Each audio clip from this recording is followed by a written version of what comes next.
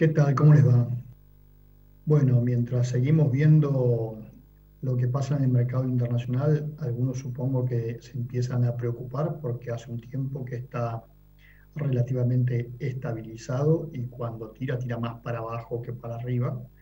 La realidad es lo que venimos hablando a diario prácticamente. El mundo está esperando las cifras de siembra de Estados Unidos, que se van a conocer a fines de marzo, por lo menos de la intención de siembra, y después a partir de allí la evolución de las tareas, la evolución del clima. Tenemos mucho camino por desarrollar para adelante, pero, insisto yo, con la sensación de que si no hay ninguna interferencia climática negativa, está claro que pareciera que se alcanzaron ya niveles más que interesantes de precios y que va a ser difícil que se puedan mantener con una expectativa de una gran producción en Estados Unidos.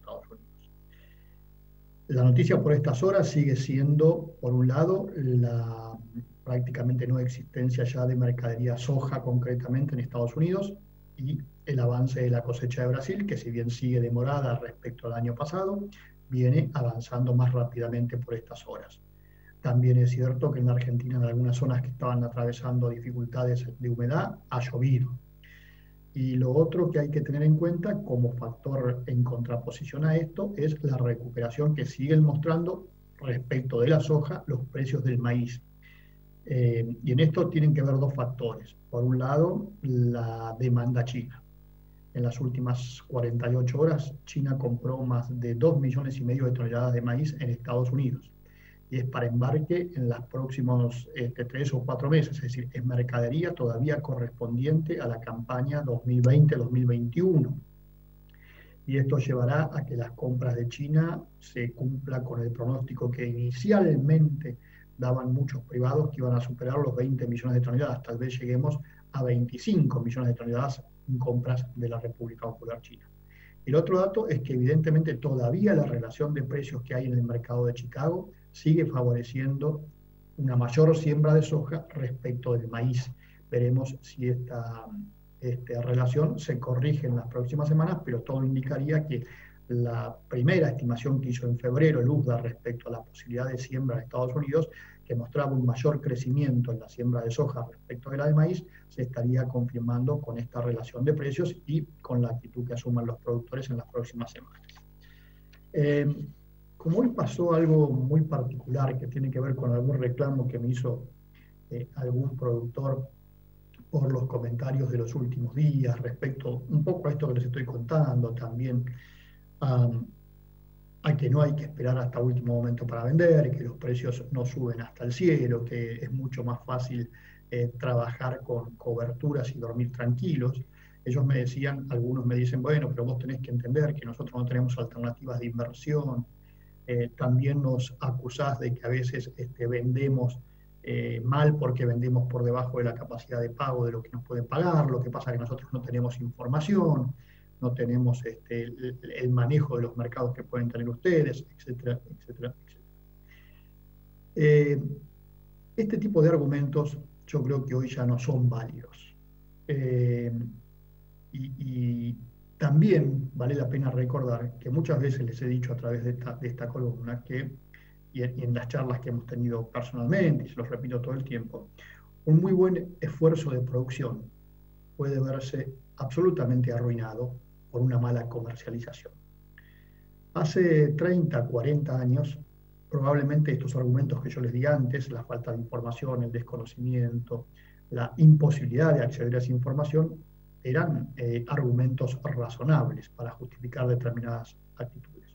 Hoy, todos esos argumentos han dado por tierra, porque la tecnología de la cual disponemos hace que hoy tengamos aún en la Argentina, con las limitaciones de infraestructura, entre ellos el acceso a diferentes formas de comunicarnos que tenemos disponibles hoy, aún en la Argentina, hoy todo eso ha quedado como una cosa histórica, que simplemente lo que hace falta es tener voluntad de acceder a esa información.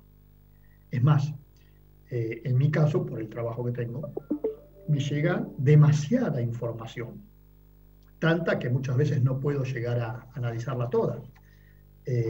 Pero sí es cierto que está al alcance de todos, que por lo menos la información es gratuita y que corresponde tener, hoy por hoy con los tiempos que corren, el necesario asesoramiento para una buena comercialización. Porque más allá de los comentarios generales que uno puede hacer, brindándoles, como les decía días pasados, la información de lo que uno analiza, cada productor tiene su propia historia y a partir de su propia historia se deben generar las diferentes estrategias que puede afrontar. Teniendo en consideración además, como les decía también días atrás, que ninguno, se los puedo asegurar, de los analistas que ustedes escuchan a diario, que a veces les gusta más uno porque acertó y se enojan con otro porque le erró, pero ninguno, absolutamente ninguno, tiene la posibilidad de acertar en cierto por cierto sus pronósticos, porque si la tuviera, evidentemente estaría haciendo otro tipo de trabajo y disfrutando de otro tipo de vida.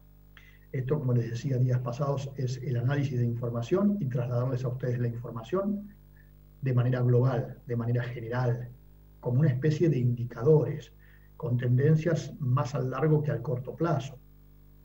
Pero la realidad es que nadie tiene la certeza de lo que va a pasar por la cantidad de incertidumbres que tienen nuestro negocio. El de ustedes, cuando deciden sembrar, ya es un negocio de mucha imprevisibilidad.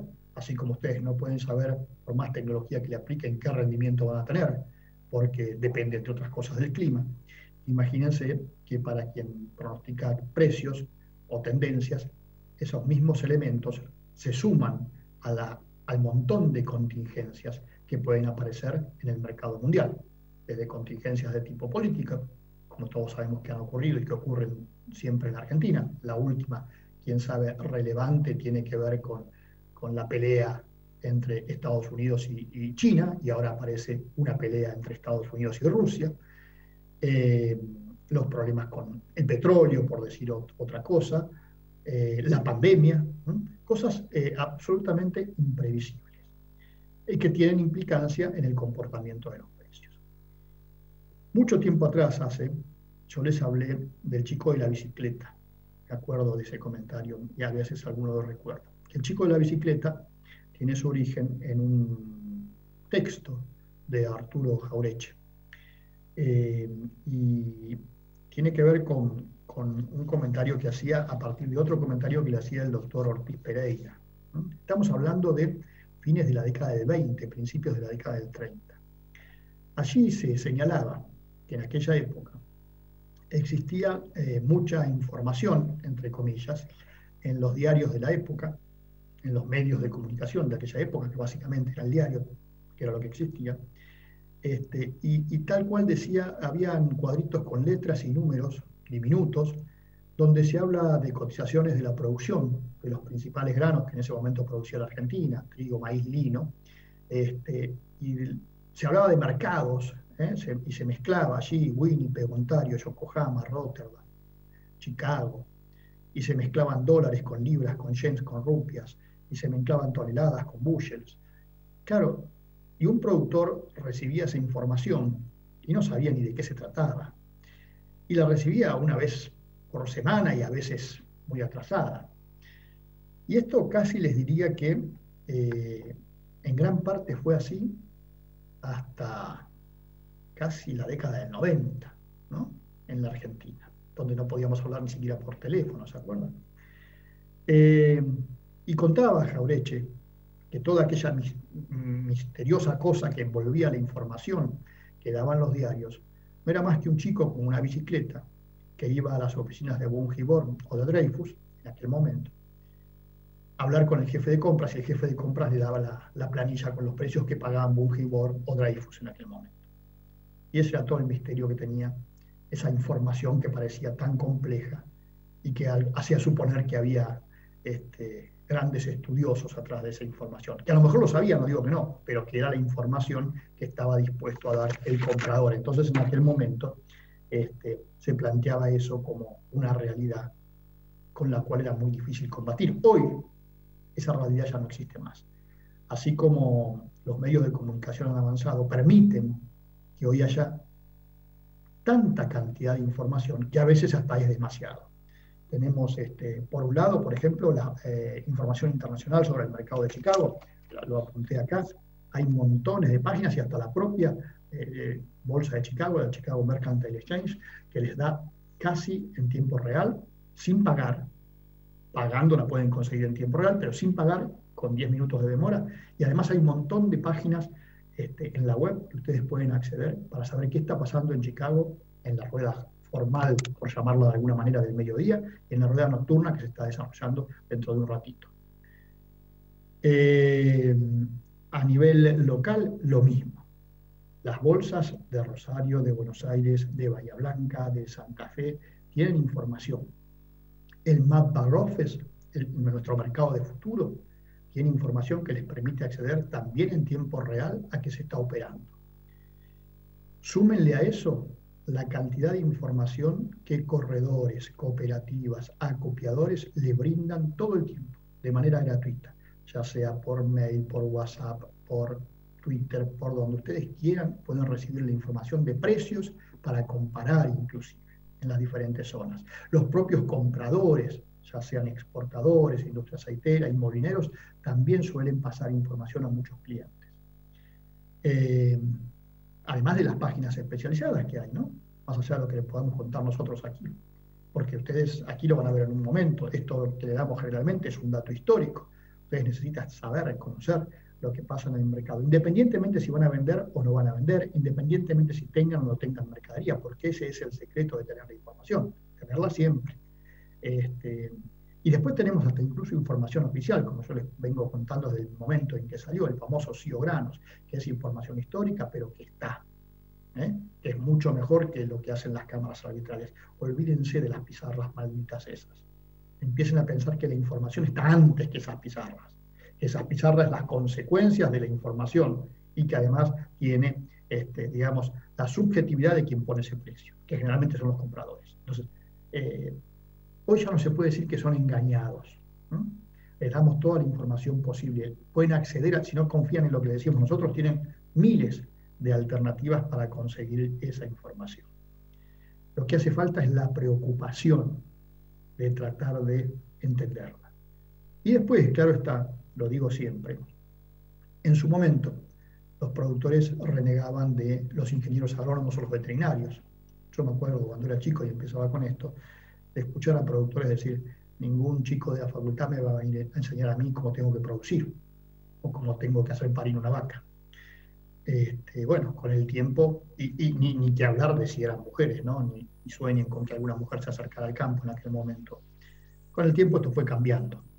Hoy generalmente los productores, o no, medianos o grandes, ni que hablar, pero también los pequeños se nuclean y saben que tienen un ingeniero agrónomo a disposición, un veterinario a disposición, que tienen lugares como el INTA, a los cuales todavía se puede acceder para conseguir información.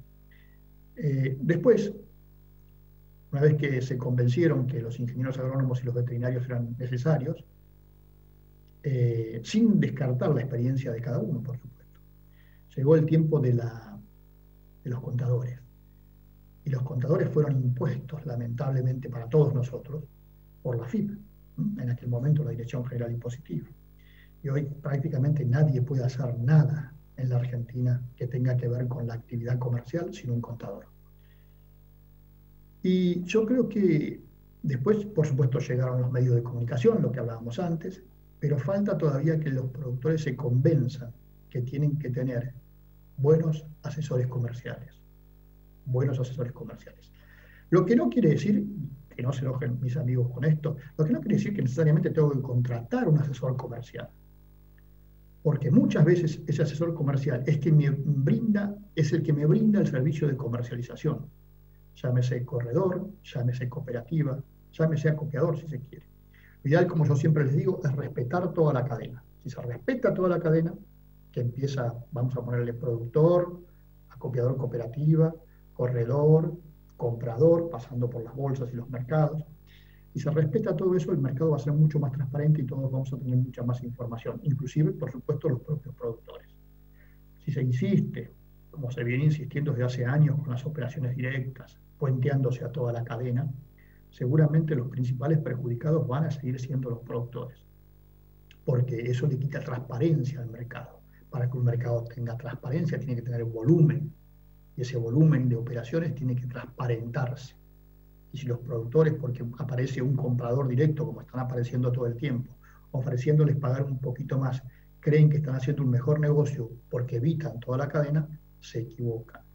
Como también les expliqué en su momento lo nefasto que para el sistema resultan las operaciones a fijar precios que se siguen haciendo. Y también les mostré días pasados cómo con esas operaciones a fijar precios los productores terminan financiando miles de millones de dólares a los compradores, exportadores o industrias, lo cual no tiene ningún sentido. Entonces, ¿por qué todo este comentario? Porque me parece que hace falta que alguna vez se asuma que hoy ya no hay malos, para que quede claro, porque muchas veces me dicen que yo trato de marcar a los malos. No, no, ya no hay malos. Lo que puede haber son ingenuos, que permiten que otros se aprovechen de esa ingenuidad. Pero eso ya es responsabilidad de cada uno, porque insisto, hoy la información está al alcance de todos. El mercado de granos, dentro de lo que hay en la Argentina, es uno de los más transparentes y mejor armados del mundo. Y ni que hablar de otras actividades agropecuarias o agroindustriales como hay en la Argentina. Siempre hago la misma comparación, la lechería. Entonces, lo que tenemos que evitar es que el mercado de granos se convierta en una actividad como la lechería, que lamentablemente no logra crear su mercado. El mercado de granos lo tiene. Ahora, para que lo siga teniendo y siga funcionando, es necesario que los principales actores centrales, sin los cuales todo el circo no funcionaría, que son precisamente los productores, respeten la institucionalidad de ese mercado y a todos los agentes que participan, sabiendo elegir y sabiendo separar los buenos de los malos, como en todas las actividades. Hay buenos, mejores y hay malos. Hasta mañana.